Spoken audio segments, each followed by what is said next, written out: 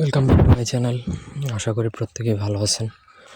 আজকে আমি আপনাদেরকে শত্রুকে বোবা করে দেওয়ার একটা তাবিজ দিব নকশা, শত্রু জবানবন্দির জন্য যেটা প্রয়োগ করা হয়। তো আপনি যদি আপনার শত্রুকে জবানবন্দি করে বোবা করে ফেলতে চান, তাহলে এটা আপনি তার উপর প্রয়োগ করতে পারেন। এতে শত্রুর মুখ বন্ধ হয়ে যাবে, শত্রু বোবা হয়ে যাবে। প্রথম থেকে ভিডিওটা না টেনে শেষ পর্যন্ত দেখবেন। আমার চ্যানেলটা সাবস্ক্রাইব করবেন, লাইক কমেন্ট শেয়ার করবেন।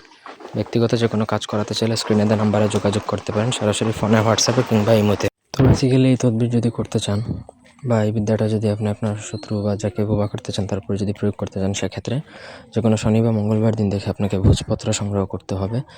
ভোজপত্র সংগ্রহ করার পর একটা দোয়াত কলমের মধ্যে আপনাকে অরিজিনাল গুড়চন ছাড়া কিন্তু এটা কাজ করবে না। অরিজিনাল গুড়চন দ্বারা নকশাটা লিখতে হবে এবং নকশার নিচে দেখুন ফালান বিন ফালান।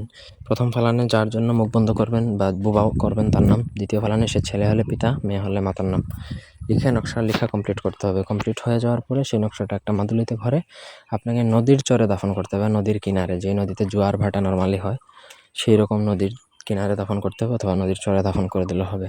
একটু গভীর করে পুঁতবেন যেন সেটা মাটির নিচ থেকে বেরিয়ে আসতে না পারে। এটা প্রয়োগ করার 24 থেকে 48 ঘন্টার মধ্যেই কিন্তু এটা রেজাল্ট আসা শুরু হয়ে যায়। মানে আপনার কাঙ্ক্ষিত ফলাফল পেয়ে যাবেন। তার মুখ কিন্তু বোবা হয়ে যাবে, সে আর কথা বলতে পারবে না।